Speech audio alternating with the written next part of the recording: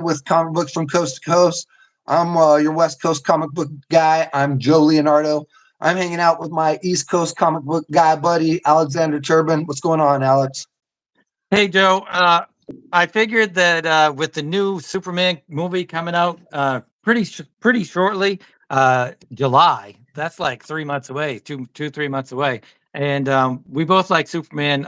You're more of a Superman guy, but I mean, I love the Superman movies and Superman in general and stuff. So I really thought it'd be fun to kind of delve into the first Superman movie, and maybe we can progress and look at all the Superman movies in anticipation of the new one. Let me ask you this real fast. Did you see the 5 minute What's clip? up, GTO?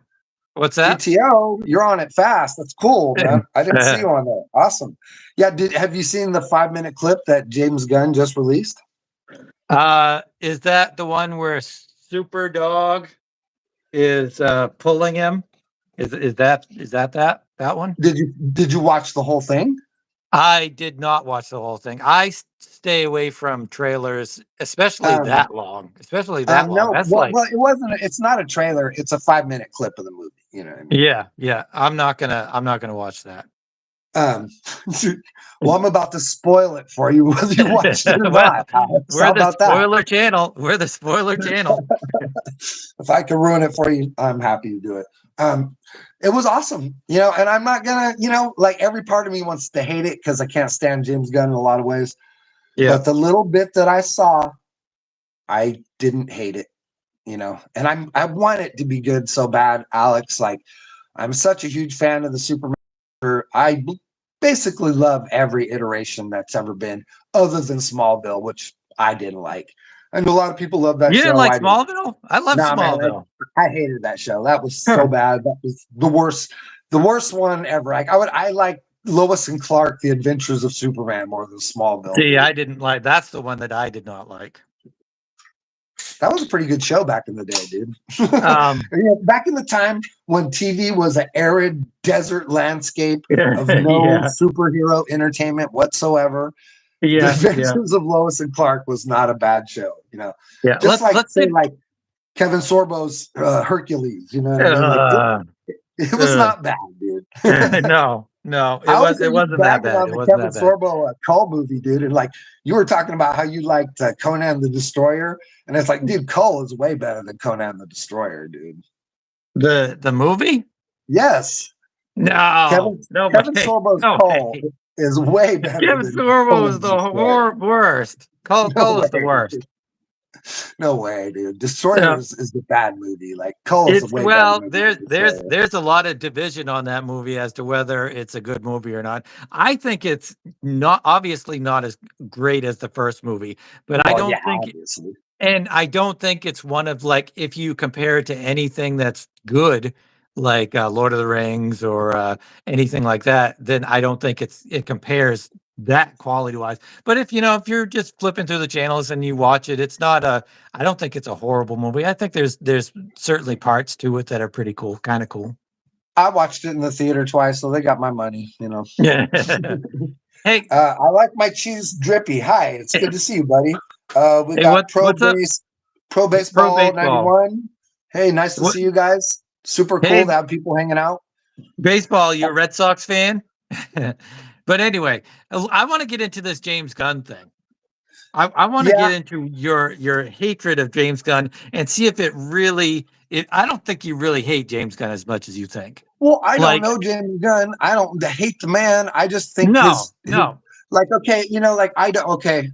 It all starts with this very simple thing. Okay, like I am a kid who grew up in the 70s with the real Star-Lord comics. Okay. Yeah. Like, and Star-Lord was like, it was like a deluxe thing. Like, you know what I mean? Like Star-Lord wasn't a regular run.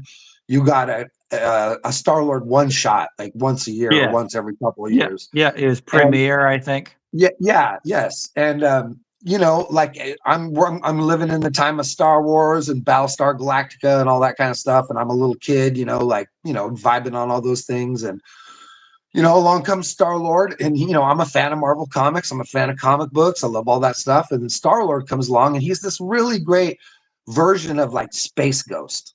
is basically what he is. He's like Space Yeah. Ghost in the Marvel universe, kind of. You know what I mean?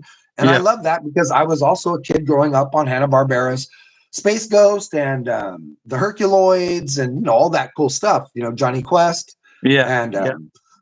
you know, I thought it was fantastic. And then, you know, I was really excited to hear about Star-Lord coming into a film. And then we got this version of him that is just like, it's nothing. It's like nothing like the original character. Like nothing of the Right. original character survives going to the screen. It just becomes this stupid generic version of Han Solo. It's so bad. I hate it.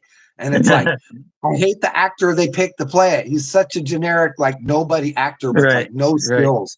And then Yeah. like they just generic the crap out of it, you know, and turn it into this thing. And then even the character is not like heroic anymore. It's not the real Star-Lord anymore. Now he's this like, oh, this himbo guy who like, you know, has to look dumb every time he's talking to a woman. And oh, he's always got a trip anytime he's walking through a door. Like, it's so weak, man. It's just like, it's so weak. See, It's just like, I disagree. I it's wholeheartedly lame. disagree. Now, one thing is I don't have any kind of affiliation to the first Star Lord or the first Guardians of the Galaxy or anything like that. So the movie is like my first introduction to that stuff, and I really loved it. Obviously, I mean, I think the first Guardians of the Galaxy is probably the best Marvel movie. That's That's crazy. what we should do. We should rank all the Marvel movies. That's one of the things we should do. I Um, definitely would not say it's one of even the very top 10. Like, it's not. One of the things that I love about that movie in particular is you're right, he is bumbling and he is all these things, and so are kind of the rest of them. I mean, how do you feel about the rest of the cast? And, you know, it's a cool enough movie, right? You know, it's not like I think that movie's a terrible movie. I own it. You know, I bought it when it came out. I was Oh, you did. disappointed. So you don't hate it. You bought it. I don't, you know, anything about comic books I love. You know what I Yeah. mean?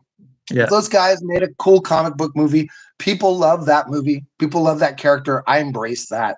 Those Yeah. people enjoy that. And that's a good thing. You know, I Yeah. don't have a problem with any of that. What I have a problem with is it didn't do what I wanted it to do. You know what I Yeah. mean? Yeah. It's not what I want from that, you Yeah. know, at Yeah. all.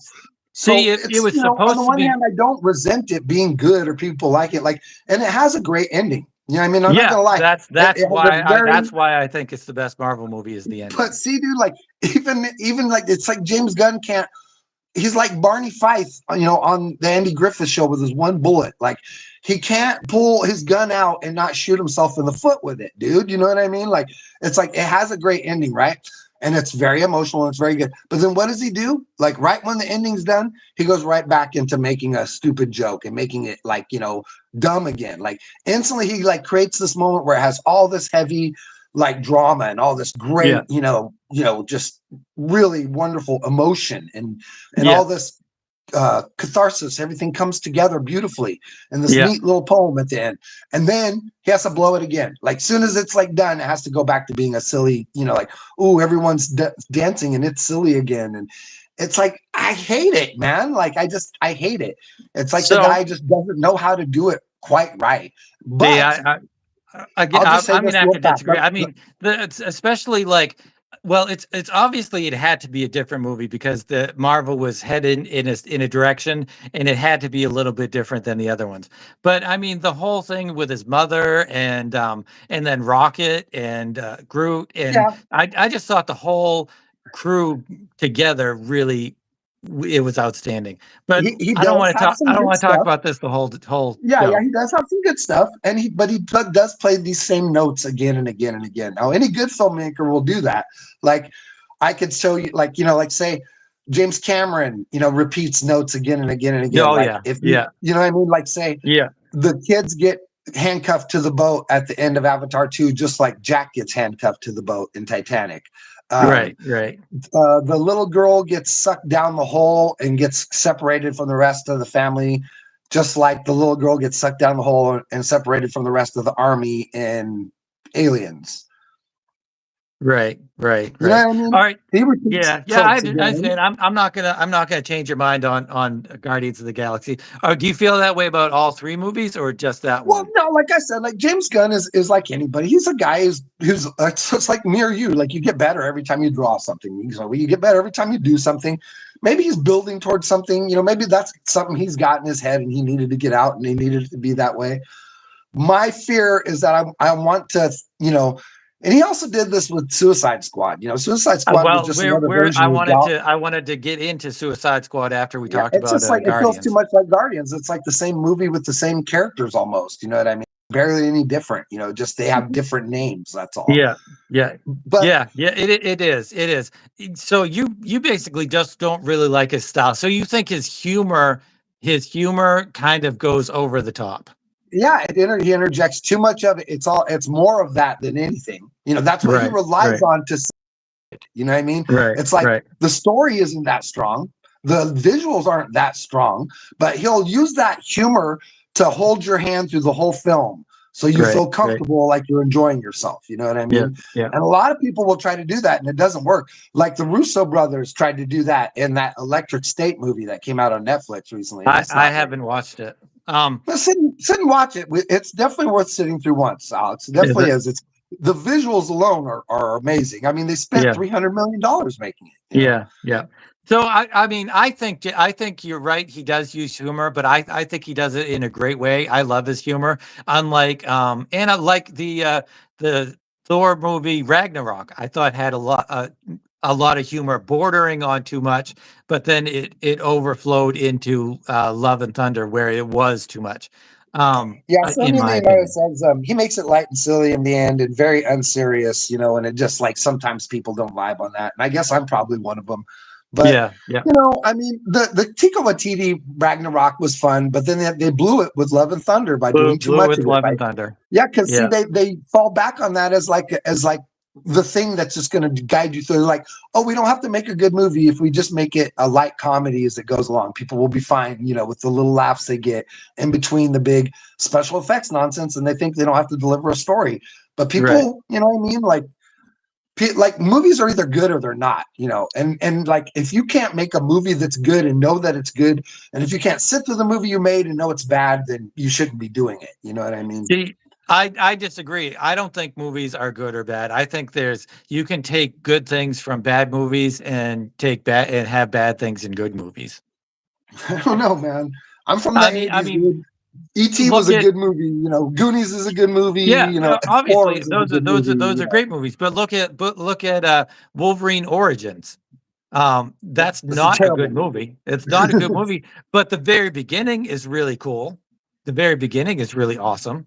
I So don't, man. I didn't think that when I watched when it. You when know, when little Wolverine is a little kid and he first learns his claws and he kills somebody and then they take off and then they have the montage of them going through that's an awesome beginning of a movie. none of that And stuff then is even right, dude. Like you don't get your powers until you're well into your puberty.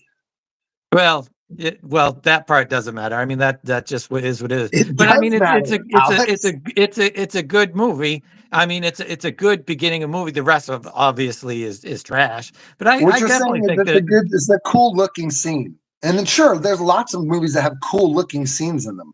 But when that's like mayonnaise on a crap sandwich. You know what I mean? Like yeah, it doesn't do anything for me. You know, if I it's think you can sandwiched in between, if you dissect it and you're like this is really cool and this is not so cool and this kind of sucks. If you can like over it's like the Marvel. Did you watch Marvels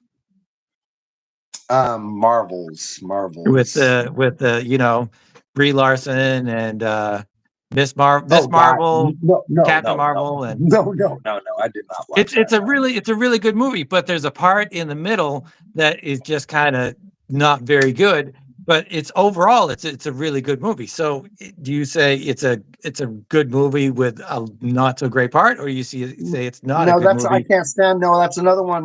I'm I'm just gonna go back to my old man crotchety thing. No, they ruined Captain Marvel. Okay, like they didn't do Captain Marvel right. They made up this like they swapped it out for this chick or whatever.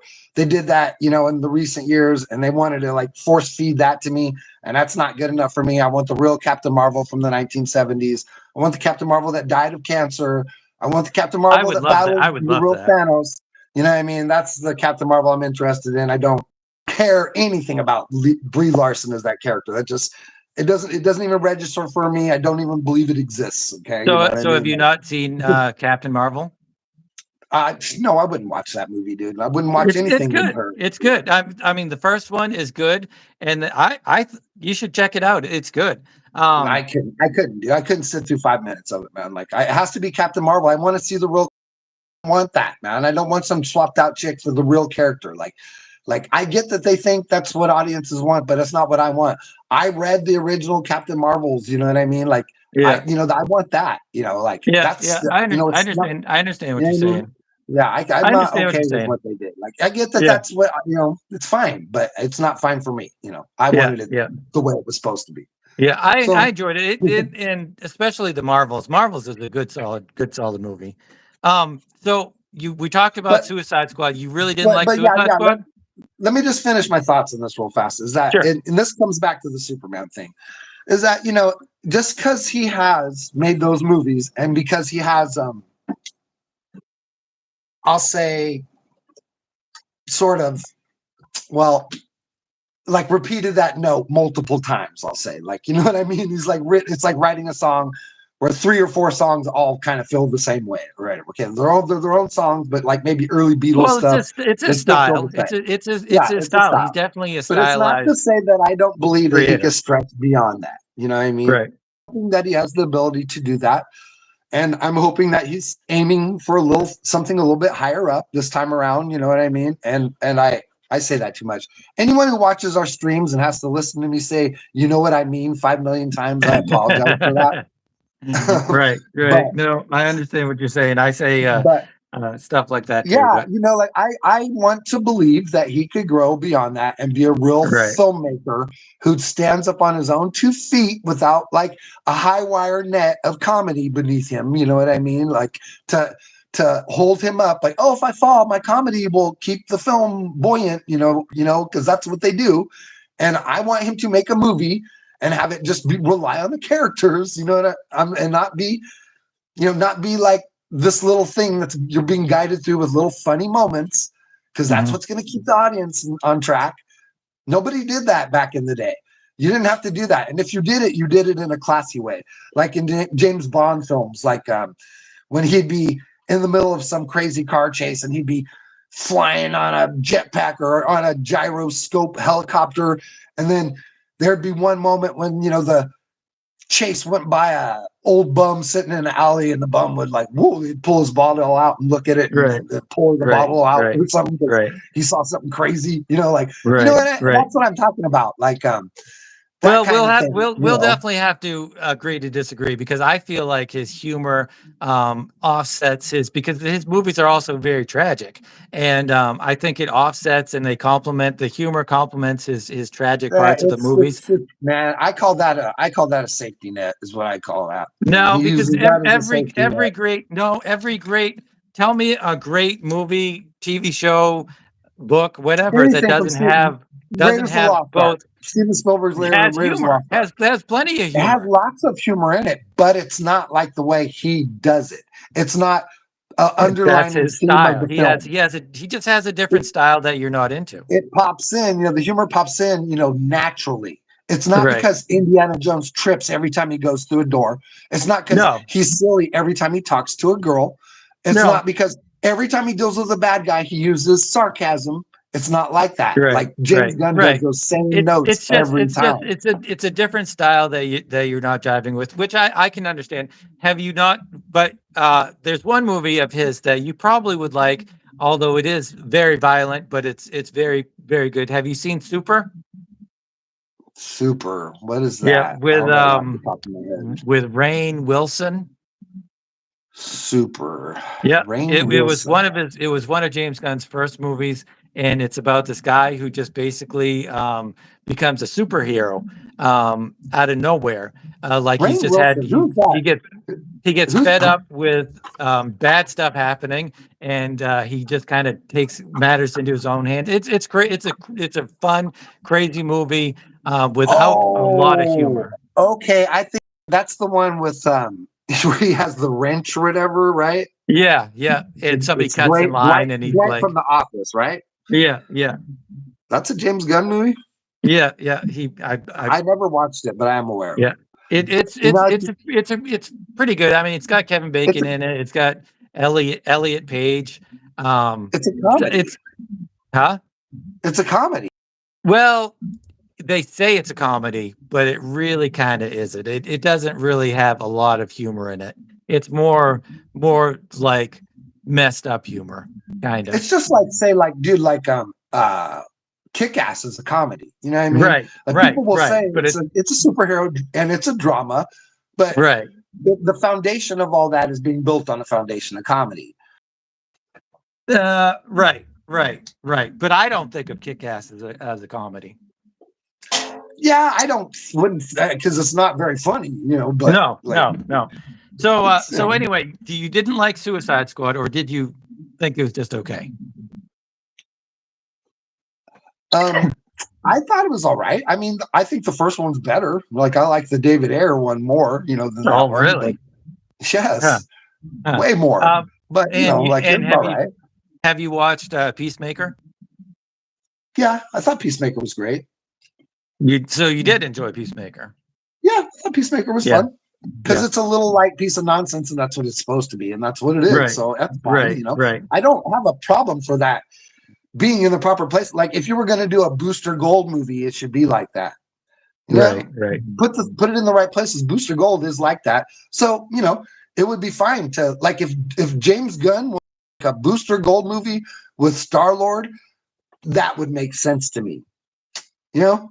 Because that's who that goofball is. You know, he's a third-rate character who belongs in the background of something who's not nearly as important as the key players, and that's where he should be, you know, as that.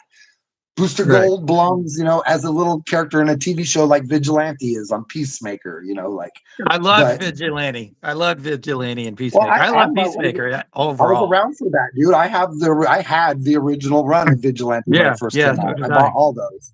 Yeah. Alan Moore wrote some. That version that's on Peacemaker is not the real Vigilante. Like the real Vigilante it's not. But I love it. I like that version better than the original. The original really. No way.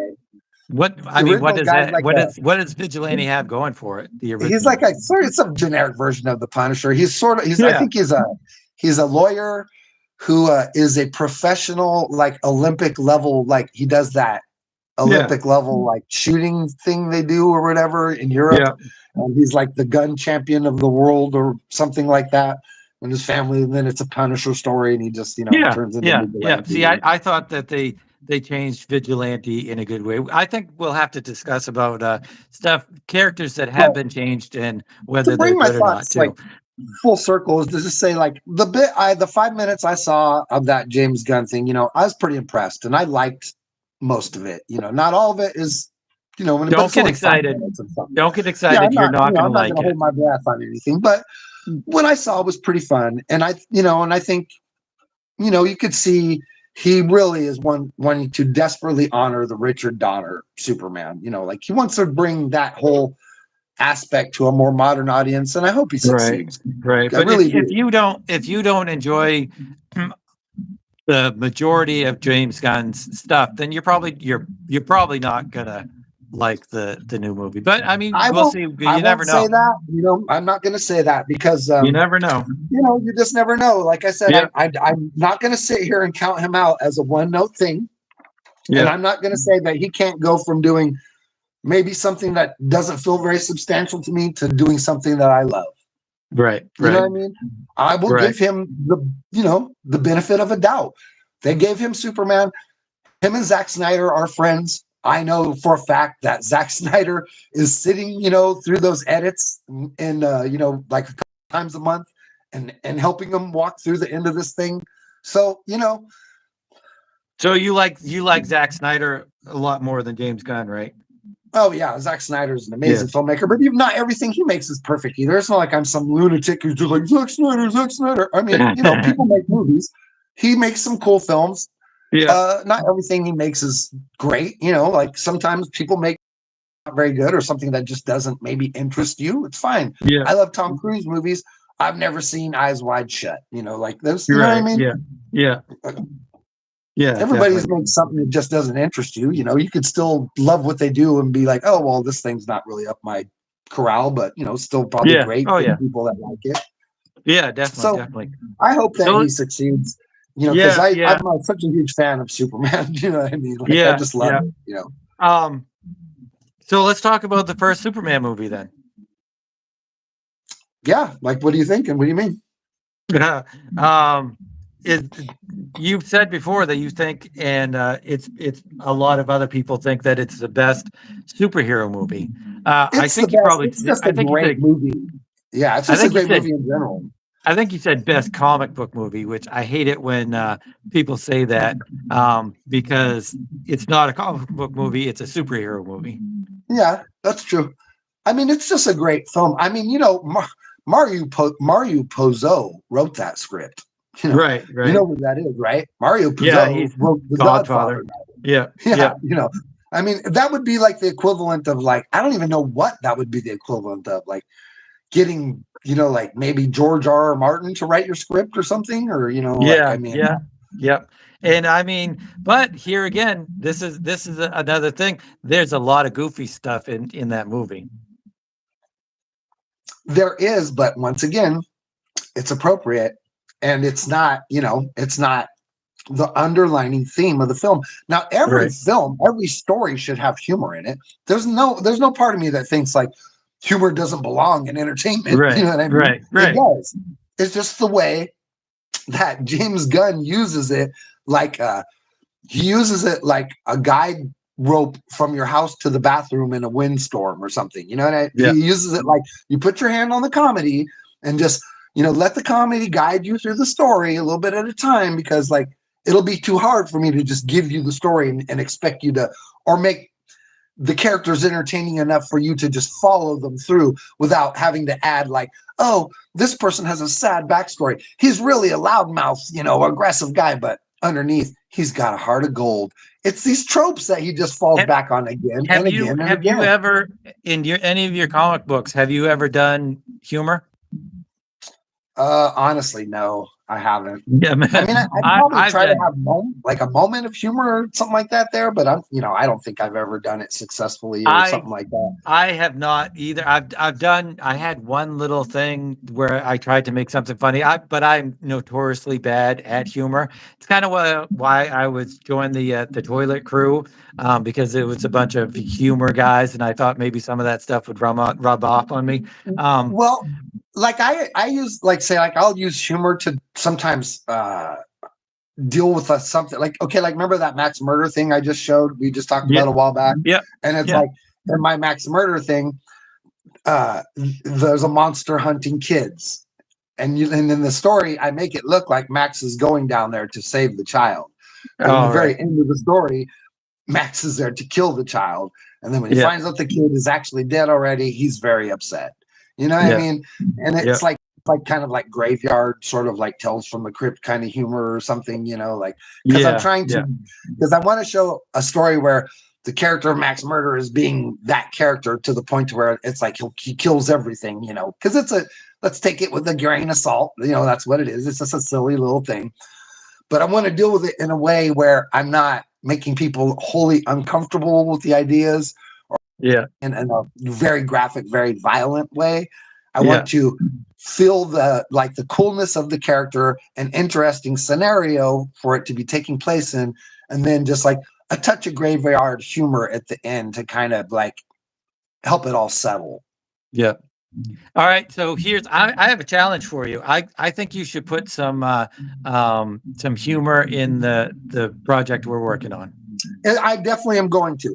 As a matter of fact, that's funny that you said, because like I was working on a scene that's going to come up, right, and it's going to be like when they go into the Tiara, which is the big satellite, like right when they get in there, um, right before they have their talk with the Batman, Yeah, the Flash character, which is this female character called Blind Speed, she's going to come up behind the doctor and be like, welcome to the Tiara. Would you like to see the full tour? And she just grabs her by the back of her head and just like runs her through the whole building. She goes, hold your breath. And then she runs her through the whole building. And then she's giving her the tour. And then as she turns around, she sees like Superion is there right next to him. And they're like lightning traveling through the building. And she's like, oh, I've never had someone come along the tour with me before. She's like, usually I can only do this with one person at a time. And Superion's like, well, I wanted to hear everything too. And she's like, I've never communicated with someone at like light speed. And then the doctor's just like, ah! Like screaming during the whole thing. You know, like That's cool. That'll be very cool. I am trying to interject like humorous moments into it and like, you know, little moments of life. And then you'll get a quick thing where they run through and you'll see like, oh, like versions of the Atom, like a quick room for the version of Teen Titans, a quick room, you know what I mean? It'll like run through all the DC tropes that exist on the satellite and stuff. Yeah. As a matter of fact, it's important. Humor is super important in stories, and I really I try to, like I said, I try to add that into mine. But what I've been doing lately is so dark, so it's probably needs it even more Grim the Cyclops or whatever. Yeah, it probably needs humor even more. If something is super grim, it might need humor that much. I think it doesn't. It's not like it needs it more, but you definitely need to punctuate humor with it. Because even Conan does that, you know. Yeah, Conan will because he has like a graveyard humor. Conan kind of has, you know what I mean? So bad situations. Sometimes he makes bad jokes, you know, like about how, you know, their odds are not good and stuff like that. You know, or when he punches the camel. That's probably the most humorous part in the movie. But I mean, like character Conan in the comics, you know, he's got a very sort of like in the comics, he's always just sort of like, you know, they're like, oh, you know, you're gonna go in there with the lions, you know, we might die, and he's always just like got some sort of like Conan or like Arnold Schwarzenegger style like one liner, you know, he'll get back to you, kind of like some bad humor. You know, so I'm just saying stuff like that. It always goes good, you know. But you know, I'm such a huge DC guy, and we're doing this really fun, you know, homage to DC stuff, like and just like superhero stuff right now. And it's not the type of thing most underground comics try to do. But me and Alex are pretty ambitious guys, and when you know you have a partner to work with that's like got your you know back and thinks along the same lines as you, doing something like this becomes way more accessible than trying to bite something like this off all on your own. You know. Yeah. So, how old were you when the first Superman movie came out? There was probably like 8 or 9, maybe like 9 or 10 at the most, probably. When did it come out? It's 1978. Was it 77? No, it's 78. It's 78. It's right after Star Wars. The year after. It's funny how I think 1977 is forever Star Wars year. Yeah, it just belongs to Star Wars for forever. Yeah. So I was the same. I'm trying to think if I saw it in the theaters. I must have seen it in the theater. There's no getting around it. I definitely did. I saw it a handful of times. Yeah. I was born in 71, so I was only 7 at the time. But I mean, obviously, I loved it. Yeah. I mean, it was a pretty special event when when it came out, and I literally asked my mom to take me for one of my Christmas presents because it came out, you know, the Christmas, I believe. Of 78. Yeah, but I think looking like when I watch it now, I think I have way more of an appreciation than I did when I was younger.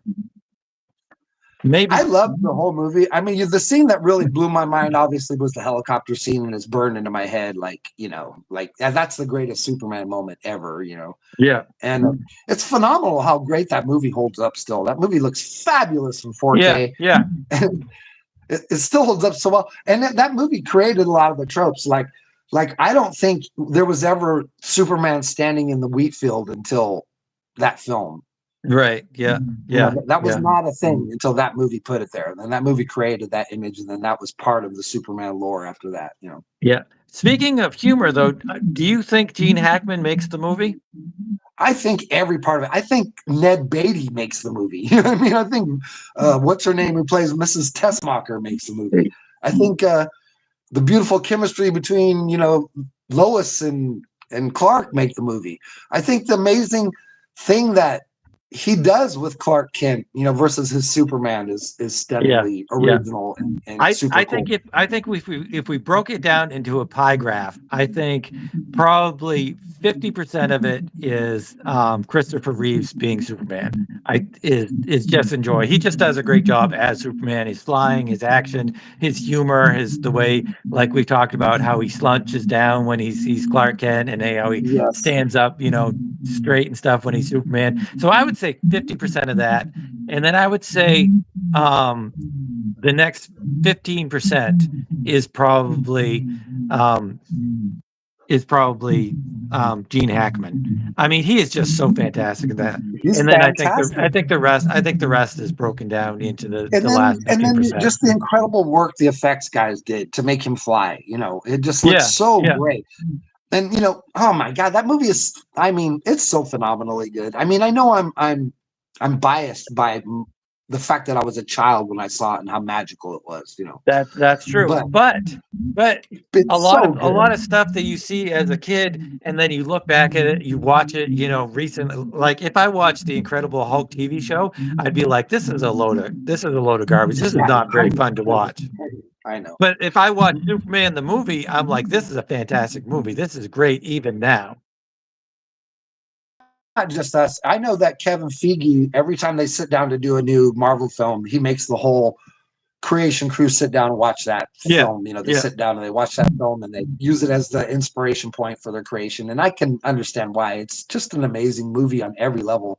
There's so many, like, there's a line in that Ready Player One where the guy goes, "Oh, this dude's favorite quote was from the movie of Superman," and he goes, "Oh, it's the quote from it's Lex Luthor." He goes, "One person can look at the ingredients on a bubblegum wrapper and come away with the secrets of the universe, and another person will just look at it and come away with a piece of gum." Right, and right. That's cool, but I appreciated that his favorite quote was in that film, because like my favorite quote of all time is in the Superman movie, and it's the last line of the film, and it's just so truly like American and just like the inspiration of what like everybody should be like. And it's like Superman is flying Lex and Otis, into the penitentiary, like cartoon or whatever. He just got them by the scruff of their necks and lands them in the penitentiary. All the lights come on and the cops all come running out and the warden comes running out, and he's like, "Here you go, warden. These two guys got some busy, stuff to confess." And the warden's like, "The world is safe against Superman, thanks to you." And Superman looks back at him and goes, "You don't thank me. We're all part of the same team." And then flies off. Good night. That's cool. When I was a child, I just thought that was like the best thing in the world. Like the cops are just like, "Man, Superman, we owe it all to you." And Superman's, "No. Like we all work together. We all do this together." And I thought that was the best. It is fantastic. And another really fantastic thing about the movie is that it leads into the second movie, which is really good too. I almost think that I like the second one more than, see, this is where I was going back to, where you can take good things from movies and bad things from movies, and that can kind of decide how well you like it. I think I like the first one more, simply because I like overall, I think, but there's scenes in the second one that are just, I think are just so fantastic that it makes me almost think that I like it better. I think it's great too, because it has the superhero battle in it, and that's what it's all about. But it also, I mean, Zod and all of them are fantastic in that fight scene and everything. It kind of elevates the whole movie. But the scene in the diner when he gives up his powers and the guy kicks his ass, and and then he comes back. I mean, that's just a fantastic scene, and it almost makes the second movie more enjoyable for me. But I love the second film too. I'm a huge fan of that one as well. Yeah. But even when I was 7 and I was watching the first Superman movie, I was still bothered by him flying around the earth so fast that it turned time back, and so he fixed his problem by doing that. Even at that young tender age, I was like, that's a load of hooey. That's funny, because I bought it completely. I loved it. I didn't like. I never even thought about that. You know what I mean? It was just like, oh yeah, Superman can turn back time. Yeah. Do you love it now? I do. I don't have a problem with You any do. of that. No, I don't have a problem with any of that because it's just like it's just all part of the fantasy to think that obviously the Right. world wouldn't work that way. Obviously, you would destroy every living thing on the planet if you did that. Like, Right. Right. But but it's just all in good fun, I but guess. why doesn't he? Whenever something bad happens, why doesn't he just do the same thing? That's a really Like, good. That's a really good point, Alex. I'm not gonna lie. like that's a catch-all for. I'm just going to turn back time for a few minutes and fix it. So That is a pretty that's a pretty big pill to swallow, I guess, when you put it like that. yeah, yeah, For and sure. it just overpowers Superman. Like he's already overpowered, and it's just hard to wrap my head around anything being able to defeat him if he can turn back time, along with his other crazy, insane powers. I will acquiesce that to you completely. I think that's a very valid point. Like yeah, I don't know, man. I just take all that stuff. I loved it so much as a kid. I don't guess I ever put too much thought into that end of it or whatever. But I mean, Yeah, that is yeah, absolutely ridiculous to be perfectly honest. But it is what it is at this point. But yeah. the So things the things like when I was a kid, like say I hated the "Can you read my mind" poem. That oh, it plays in the middle, like when they're flying together. oh Like, yeah, because it was like when I was a kid, I was like, oh, this is so corny. Like, God, I yeah. want to get back to Superman, like lifting up cars or whatever. But like as an adult, that's like one of my favorite parts of the movie Yeah, now. yeah, definitely. Like I There's love definitely that things sequence. And that one that shot in the very first part of it when they're flying right off to and in the background is the Statue of Liberty. Like still to this day, that's like one of the most beautiful shots in cinema. oh Like yeah, yeah. I There's don't know how they got it to look so real and like feel yeah, so like it just the dynamic, like everything feels right in that shot. yeah, And he yeah, he comes in, he tips towards the camera, and then he turns slightly away with the camera, and then the camera follows him. You know what I mean? yeah, And it just yeah. feels so spot on, perfect, and like special effects don't look that good nowadays.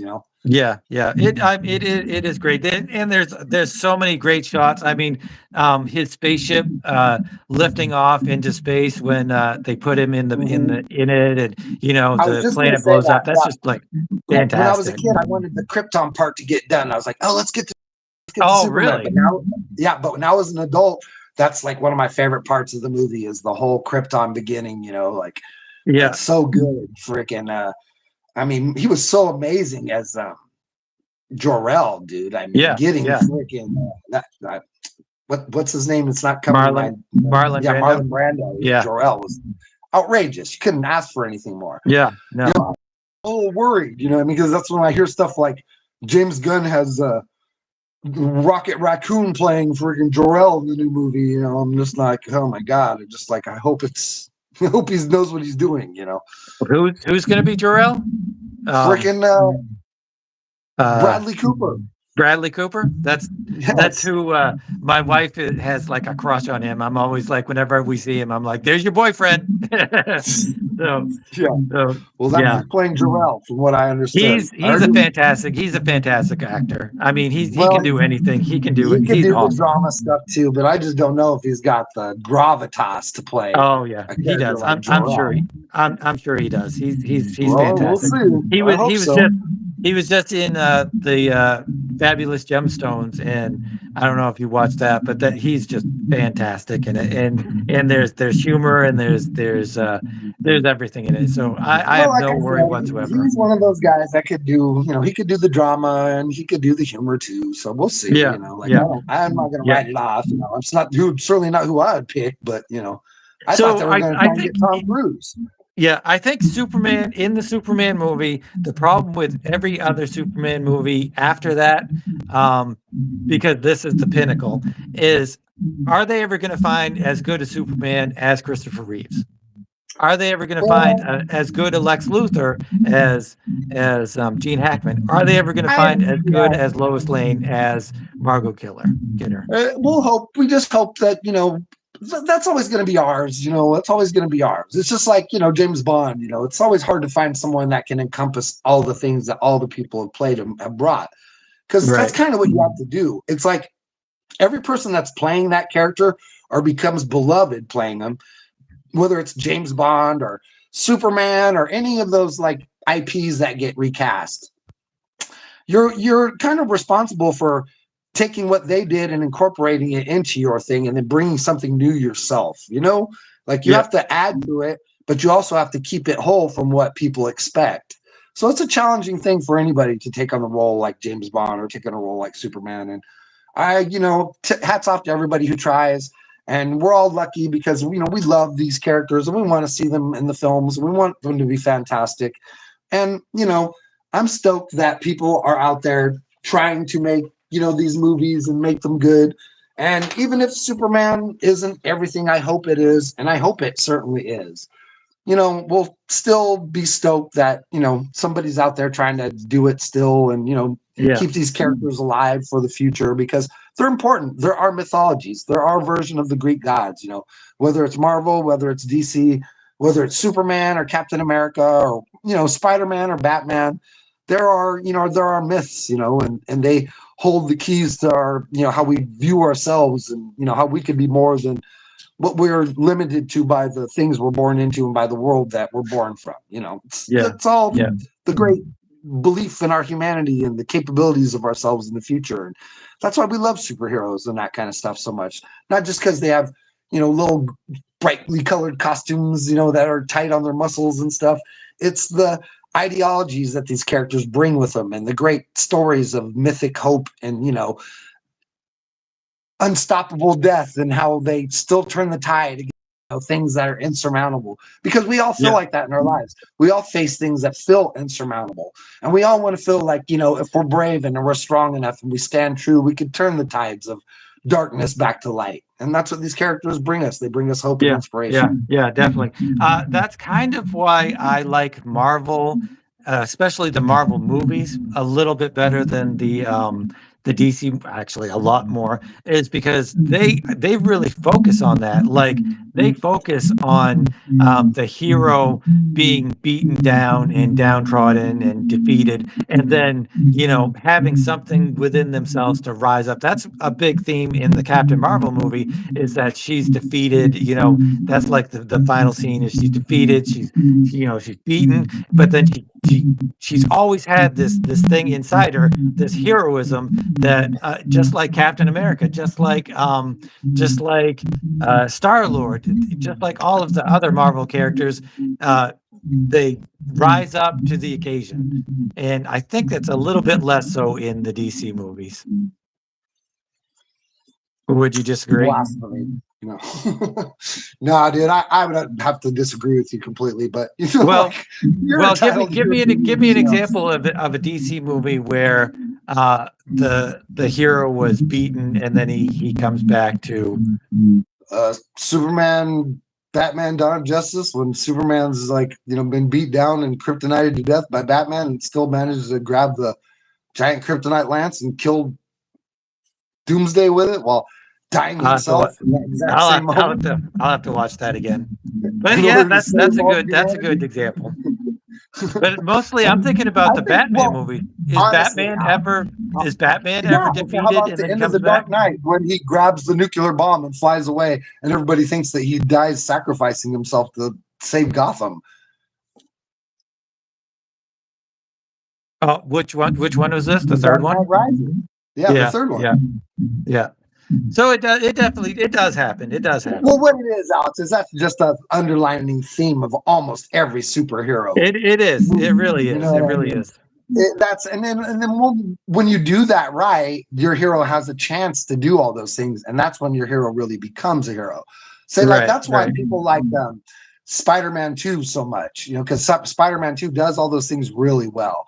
And that scene at the end where that giant sun is about to swallow all of New York City, and Dr. Octopus sacrifices himself to stop it, and then the villain becomes redeemed at the very end. Yeah. And Peter is able to help him achieve that redemption and also save Mary Jane and also reveal that he's Spider-Man in a meaningful way. Dude, that's why it works so well. That's why it's considered one of the best, superhero films, Yeah, definitely. Yeah, you're definitely right. Yeah. So we talked about. Do you really seriously? Do you ever think there's going to be a better Superman? Like discarding all of the things that you said, I, this is our Superman you know kind of what? thing. I'm hopeful. I'm hopeful You're that hopeful. this Superman will be. You know what? I mean, in all honesty, Alex, I love them all probably equally. Now, obviously, I love Really? the Richard Donner one. It's the one of my past. It's an amazing movie. I love like the original Sean Connery James Bond movies. I love all those. I can watch them again and again and again. I love them. I love Roger Moore's James Bond. I can watch them again and again and again. Uh, what's his name? The guy who played Goldeneye. Like he's pretty good, but he's not as entertaining for me. You know, they're all right. Those I have to leave off every once in a while and come back to them. Yeah. Yeah. But the most recent iterations of James Bond, I really like them a lot. Okay. Like I find them all equal in their own ways. You know, they're all the character, they're all their own versions. I enjoy them all.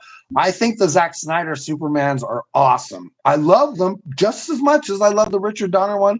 I think they're equally as beautiful. They're not as revered by people. I can accept that. I still think they're fantastic. I think Justice League, the 4 hour long cut of Justice League that Zack Snyder did, is probably the greatest superhero movie that exists right now, period. Bar none. Better than Superman the movie? Yeah, it's better. As far as a superhero film, yeah, it's not a better movie. You know what I mean? Because that film is a classic film. It doesn't rely on a bunch of effects and things like that. It's like it did it all by hand. It's a thing of love from a time when those kind of effects, they didn't have, you know, a special place where you could just go and buy them, you know, for nickels on the dollar or whatever. Like they had to build that stuff and make it look as real as they did. And it was an act of love and they crushed it. It's not like nowadays where you can go anywhere and get that stuff. You know what I mean? And just give them a year to work on it. And it's going to look great. Like it's different. But I love it still. I'm of the opinion though, like I really like Cavill. I really like the guy that did I like all of the Supermans that have been since Christopher Reeve. I love Smallville and I think he was a really fantastic Superman. You know, Brandon Routh got a bad hat. You know, it's too bad the Richard, the Bryan Singer one didn't kind of go over because you know, but you know, that movie's so boring, you know, that movie's just so slow. Yeah. You know, I just don't think that they've cast a good enough Superman yet. And that's why those movies have failed. Which they have failed. I mean they haven't been, you know, really that well received. I like them all. You know, I mean, every time they approach it, it's a good thing for me. Maybe this Corn Sweat or whatever his name is, maybe he'll you know, maybe he's gonna crush it. I hope he does. I wish him the best of luck. I hope anyone, you know, the 5 minutes I saw was pretty awesome. You know, like I'll just say that. And it really feels like he's doing kind of like what Chris Nolan did with Batman Begins, which is like it's sort of 75% Batman Year One and 25% his own movie, you know? Yeah. And I feel like that's kind of what James Gunn appears to be doing. He appears to be doing like it's like 75% all-star Superman and like 25% his own story, you know? Yeah. I mean, you kind of have to, every superhero movie, you kind of have to have a certain amount of the origin. I mean, you don't like to do it because everybody knows it, but you know, there's that 7-year-old that has never seen a Superman movie or whatever, and this is going to be their first iteration of Superman. So you kind of have to. Every comic book is somebody's first comic book. Yeah, you know? yeah, definitely. So as far as I'm concerned, Superman the movie is the best of all the Superman movies, mainly because of the cast. Like, I don't think there's ever going to be a better. Maybe I'm just old man, and maybe I just don't have the hope and the enthusiasm that you do. Which I'm just hoping that you're not terribly disappointed when you don't like this movie, because it's a James Gunn movie. It's a James Gunn movie. For me, Alex. If they all dress up in the costume, I'm like Alex Ross, dude. You know, if I just I exonerate the you know, and I just sort of exalt the costume and the sets. Yeah. You know what I mean? Like, just seeing people dress up in the costumes and make play as the heroes is so much fun for the child inside of me, you know, like seeing all the crazy costumes into real things, like it's so much fun for me as a man child. Like that's the stuff I love. And the artist in me, like consumes that stuff voraciously. So like, maybe I don't love what they did with the costume, but it's still fun to see someone approach it and try and turn it into a real thing. And I'll just try and love it on whatever level I can enjoy it on. Yeah. Maybe it'll be fantastic, Maybe, hopefully. I'm looking forward to that. I'm thinking that I'll probably love it and you probably won't. But we will see. Don't say that. we will see. We will see. I love everything James Gunn has ever done. So. I have some movies, and I haven't gone to the movies too much lately. Like I think the last one I went to go see was Avatar 2. And no, I went to go see Dune 2. That was good as well. But like yeah, I'm looking forward to seeing, having movies, because the reason I don't go to the movies is because they almost never make movies worth going to go see. No, it's too expensive anyway. I'll just wait for it to come out on TV, Yeah. But I want to go see Superman in the theaters. I'm going to go see Fantastic Four in the theaters. And I might even go see the new Karate Kid in the theaters because I like all those too. That's cool. Have you watched the Cobra Kai show? It's great. Yeah, it is. It is great. It's they ended it really well, and I'm surprised that there's a movie coming out, but cool. It could be good. It's Jackie Chan and freaking Karate Kid and stuff together, like teaching a new Karate Kid like Kung Fu and karate together. It could be interesting. I definitely think it could be interesting because the Cobra Kai was so well done. Yeah, that's what I mean. Like it's all those same guys still doing it, so they're probably it's going to be good. Yeah, I'm corny, dude. I love the corny stuff like that. Yeah. All right, we've gone almost to an hour on this stream, so hopefully people watch it. But yeah, we both love Superman. Both love the movie. Hey, I'm wondering. One quick question: where did Superion get his powers? Superion was in Superion's world, where he is from. They always have an ordained champion since the beginning of their early civilization. The civilization is protected by a god, like a cosmic being that looks out for that entire quadrant. There's 4 planets in it that have lost contact with each other, of which Hyperborea is the last known one. And Superion is a long line of ordained protectors. They pick from the most genetically perfect children of a generation. Once the last Superion passes on, he'll pass on a matrix, that exists inside their DNA that will be injected into the next candidate. And at that point, they are pushed forward to an evolutionary level to where they no longer have to eat. They photosynthesize for their food. And they don't require sex or companionship, and they are imbued with this incredible love for their compassion for all societies, and all intellect. And that's essentially what Superion is and where he comes from. Cool. When he grows old enough, it'll be like 500, 600 years. He will pass the Superion matrix onto the next greatest, but there may not be another one because he's the last Hyperborean. So we don't know what's going to happen with that. Right. Cool. That sounds cool. All right. Hey, just one more thing real fast before we go. Yep. Oh, wait.